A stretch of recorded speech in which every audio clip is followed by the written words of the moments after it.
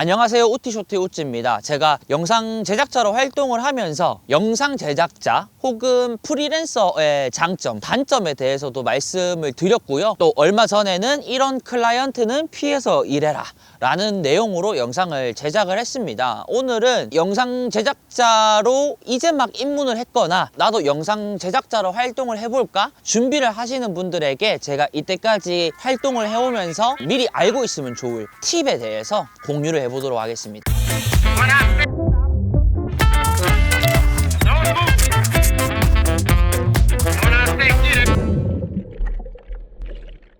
바로 들어가서 첫 번째는 사업자를 내고 활동을 하는 겁니다. 저도 처음에는 직장 생활이랑 같이 운영을 하다 보니까 사업자를 내지 않고 프리랜서로 들어갔어요. 근데 유튜브 특성상 투잡으로 하시는 분들도 많고 광고 같은 경우에는 대행사에서 미리 물어봅니다. 사업자인지 일반 개인 프리랜서인지. 근데 기업과 일을 하다 보면 얘기를 할 때 당연하게도 사업자가 있는 것처럼 세금 계산서 발행이나 이런 내용으로 흘러가게 돼요. 그리고 제가 초반에 기업이랑 단타성이 아니라 달마다 촬영하는 일들도 있었는데 매번 계약서를 작성하고 서류적으로 처리할 것들이 많다 보니까 불편해하는 좀 그런 경우가 있어가지고 사업자를 내게 됐고, 보통은 프리랜서로 들어가게 되면 3.3% 원천 징수로 받게 되죠. 이제는 이제 세금 계산서로 바뀌긴 했는데 요거는 간단한 이유이고 사업자를 내게 되면 더 좋은 점이 있습니다. 바로 두 번째로 넘어가서 지원 사업을 받을 수 있는 기회들이 많아지게 됩니다.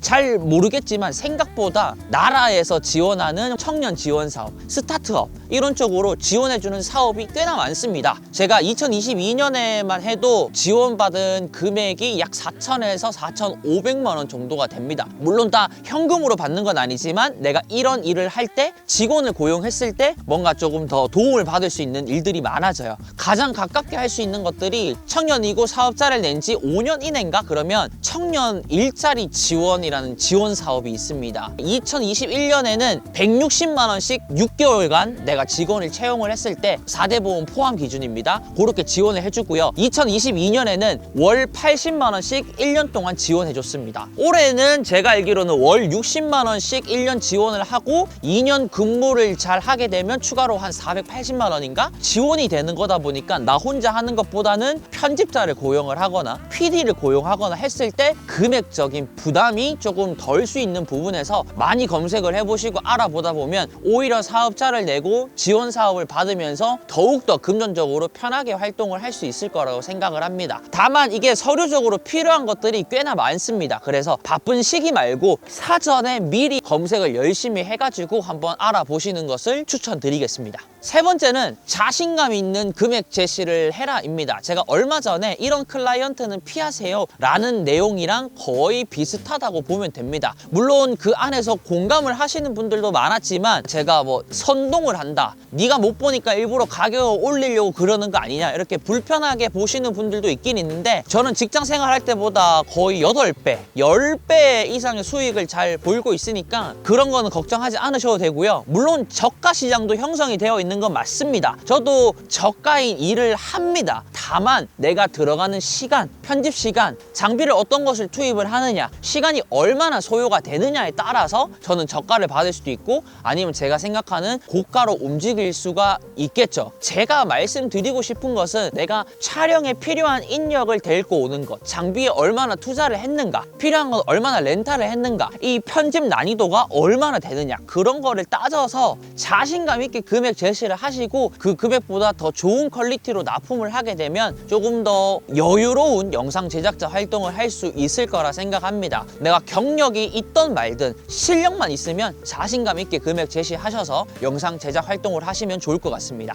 네 번째는 장비 투자입니다. 요거는 약간 아다르고 어달라요. 카메라나 렌즈를 투자를 할 때는 저는 분명히 과감하게 투자를 해야 된다고 생각을 합니다. 요즘 스마트폰이 다 좋아졌다고 한들 저는 아직까지는 그런 걸로 상업 영상을 촬영한다고 상상도 안 하고 있고요. 요즘에 나오는 크롭바디, 요즘에 출시하는 풀프레임 프레임 정도의 스펙은 되어야지 상업 활동에서 나도 만족스럽고 클라이언트도 만족스러운 결과물을 준다고 생각을 합니다. 그래서 구독자분들도 저한테 많이 물어보시는데 카메라는 무조건 1, 20만 원 아끼지 말고 내가 생각했던 그리고 몇 년 동안 활동을 할 수 있는 그런 카메라로 가야 되고요. 투자를 아끼라는 말은 취미로 할 때랑 내가 영상 제작자로 활동을 할 때랑 느낌이 확 달라지게 됩니다. 그냥 카메라만 있으면 되는 게 아니에요. 장시간 촬영을 해야 된다면 리그 셋업이나 뭐 V마운트 배터리나 삼각대나 이런 것만 투자를 해도 돈 100만 원은 그냥 넘어가게 되고요. 시간 안에 해결을 해야 되는 뭐 스케치 촬영이나 웨딩 촬영 같은 경우에도 카메라 한 대로는 안 됩니다.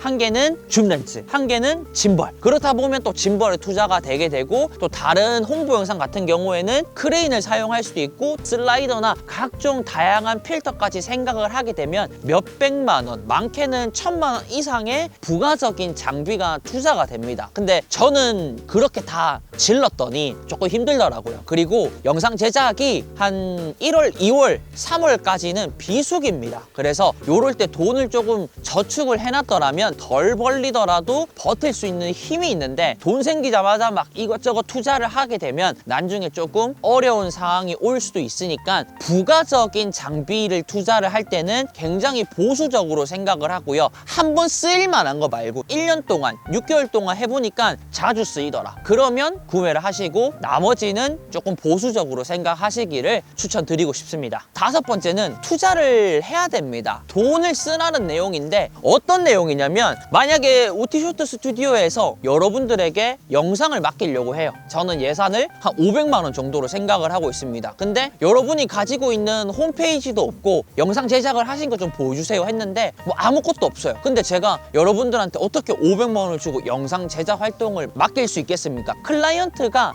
이거다 맡길 수 있을 정도의 포트폴리오를 만드는 데는 투자를 해야 됩니다. 예를 들어서 나는 펜션 쪽으로 나가고 싶어. 괜찮은 펜션에 컨택을 해가지고 이러한 영상을 제가 무료로 제작을 해드리고 싶습니다. 저는 포트폴리오를 만들고 있습니다. 그렇게 해서 성사가 되면 정말 열심히 일하셔서 누가 봐도 멋있다고 할 만한 포트폴리오를 만드시고 프로필 영상 쪽으로 나갈 거야. 그러면 모델 섭외를 하십시오. 주변에 모델 경험이 없는 일반인 섭외하지 마시고 하프타임으로 하루에 6시간 모델 섭외를 해도 금액이 별로 안 비쌉니다. 그런 부분에서는 확실하게 투자를 해서 누군가가 내 영상을 보고 믿고 돈을 줄 수 있게끔 확실한 포트폴리오를 만들기에 필요한 투자를 해야 된다라는 게 저의 생각입니다. 돈 아낀다고 뭐 카메라 들고 동네 운동장 공원 나가가지고 낙엽 시네마틱 찍는다고 막 해가지고 올려봐도 그거를 보고 300만 원, 500만 원 맡길 클라이언트는 없습니다. 그럴싸한 포트폴리오에 투자하십시오.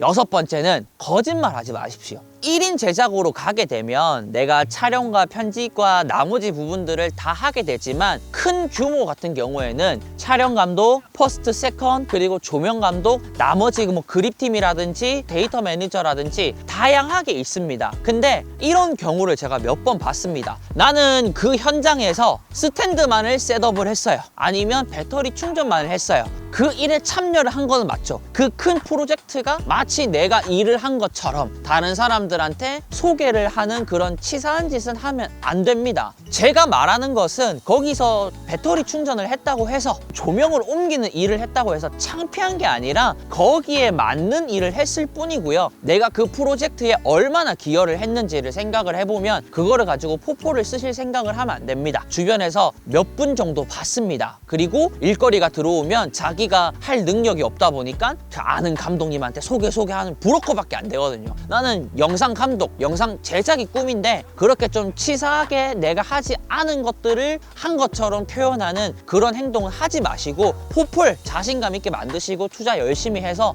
누구나도 오케이 할 수 있는 촬영 감독이 되시는 것을 저는 적극적으로 응원하겠습니다. 마지막으로 7번째는 건강 관리를 잘 하십시오. 제가 가장 못하고 있는 거긴 한데 오늘이 1월 23일입니다. 근데 22일에 한숨도 못 자고 제주도에서 6시까지 6시까지 일을 하다가 7시에 비행기 타고 지금 이 지경까지 와 있어요. 영상 일이 많다 보면 촬영도 많이 다니게 되고 편집도 하다 보면 낮밤이 바뀌게 되고 주로 새벽에 일을 하게 됩니다. 근데 이게 계속 이어서 나가면 피곤해지기도 하고 주변 사람들을 힘들게 하기도 합니다. 저도 얼마 전에 몸살이 진짜 크게 와가지고 힘들긴 했었는데 그런 것들에 대한 스케줄 관리를 좀 잘 하시고 내가 좋아하는 일을 하는데 건강이 나빠져서 너무 몸이 힘들어서 이 일이 싫어지면 안 되잖아요. 그래서 일이 많을 때는 그만큼 일이 들어왔을 때 편집 시간까지 생각을 해서 텀을 두고 일을 받으시는 것을 추천드리고 싶어요. 물 들어올 때 뭐 노저어라, 저는 그렇게 해봤는데 진짜 뒤질 것 같더라고요. 물론 프리랜서의 특성상 지금처럼 비수기에는 축적된 금액이 많아야 버틸 수 있는 것도 맞는데 건강이 조금 아작나면 그 다음 활동을 못하게 되니까 한 프로젝트는 버리더라도 건강을 유의해서 영상 제작 활동을 하시면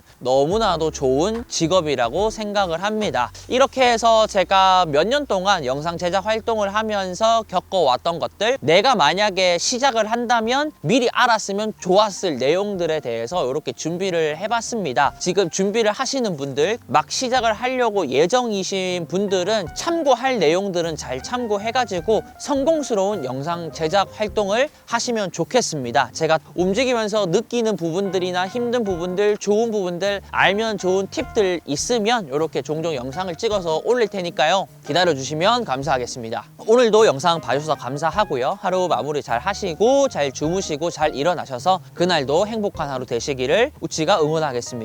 그러면 안녕히 계십시오. 돈 많이 버시고요.